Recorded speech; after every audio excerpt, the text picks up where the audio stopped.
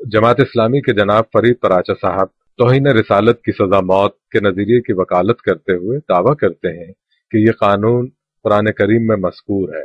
ये दलील है, क्या कुरान और सुन्नत में ये कानून है या नहीं है? ये आपका कहना है ना?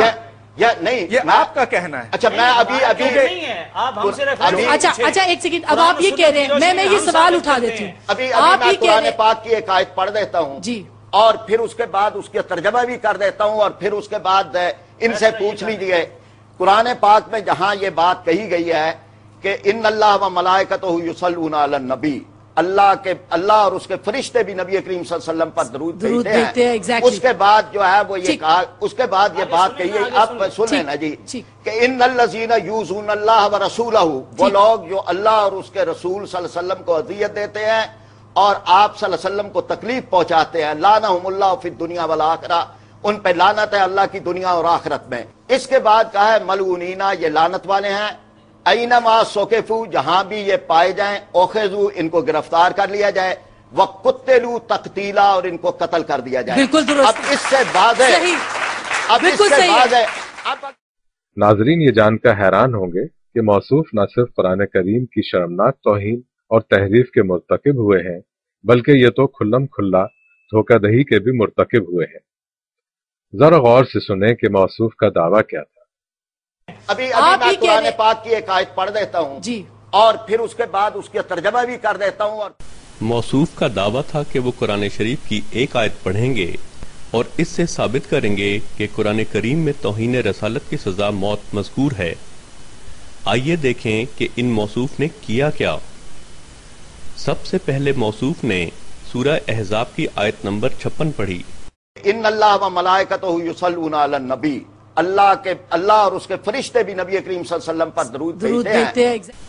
फिर इन मौसूफ ने इसी सूरह की आयत नंबर 57 पढ़ी कि इन्नल्लज़ीना यूज़ूनल्लाह व रसूलहु, वो लोग जो अल्लाह और उसके रसूल सल्लल्लाहु अलैहि वसल्लम को अज़ियत देते हैं और आप सल्लल्लाहु अलैहि वसल्लम को तकलीफ पहुंचाते हैं, लानहुमुल्लाहु फिद दुनिया वल आखिरा, उन पे लानत है अल्लाह की दुनिया और आखिरत में।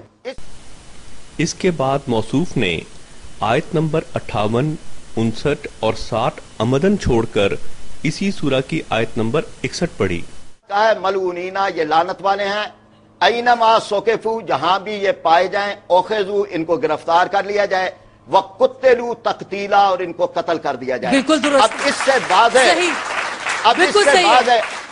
नाजरीन देख सकते हैं कि आयत नंबर 61 का ताल्लुक तो आयत नंबर 60 से है, जिसमें यह वजाहत मौजूद है कि इन आयात के मुखातिब तो मदीना के वो लोग हैं जो अफवाहों और झूठी खबरों के जरिए माशरे का अमन तबाह करने पर तुले हुए थे।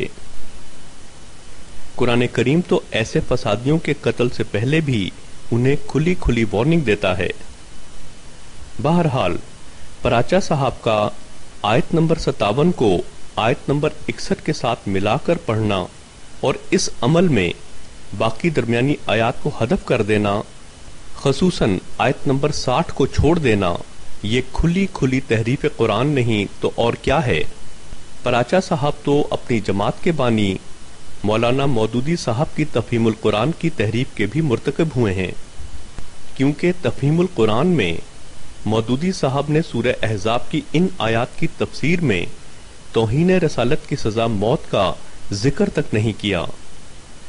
नाजरीन, इंसानी खून के प्यासे ये मौलवी क्या वही उलमाए सू नहीं कि जिनके बारे में रहमतल लिल आलमीन सल्लल्लाहु अलैहि वसल्लम ने 1400 साल कबल ही फरमा दिया था कि हुजूर ने फरमाया यूशिकु अन याति अलन नास ज़मानुन, अंदेशा है कि लोगों पर यानी मेरी उम्मत पर एक जमाना ऐसा भी आ जाएगा, अब गिनते जाइए, ला यब्का मिनल इस्लाम इल्ला इस्मुहु, इस्लाम में से उसके नाम के सिवा कुछ नहीं बचेगा, वला यब्का मिनल कुरान इल्ला रस्मुहु, कुरान में से उसके रस्म, रस्मुल खत, अल्फाज और हुरूफ के सिवा कुछ नहीं बचेगा। मसाजिदुहुम आमिरतुन, उनकी मस्जिदें आबाद तो बहुत होंगी, वहिया खराबुम मिनल हुदा, हिदायत से खाली हो जाएंगे, व उलमाहुम शर्रुन नास तहत अदीमिस समा, और उनके उलमा आसमान की छत के नीचे की बदतरीन इंसान होंगे। من عندہم تخرج الفتنۃ وفیہم تعود، فتنہ انہی کے اندر سے برآمد ہوگا، انہی میں گھس جائے گا. یعنی ان کا کام فتنہ انگیزی، مخالفت، جنگ و جدال، بھڑکانا، یہی ان کا کام رہ جائے گا. آج جن کو ہم علماء کہتے ہیں ان کی عظیم اکثریت اس کیفیت سے دوچار ہو چکی ہے.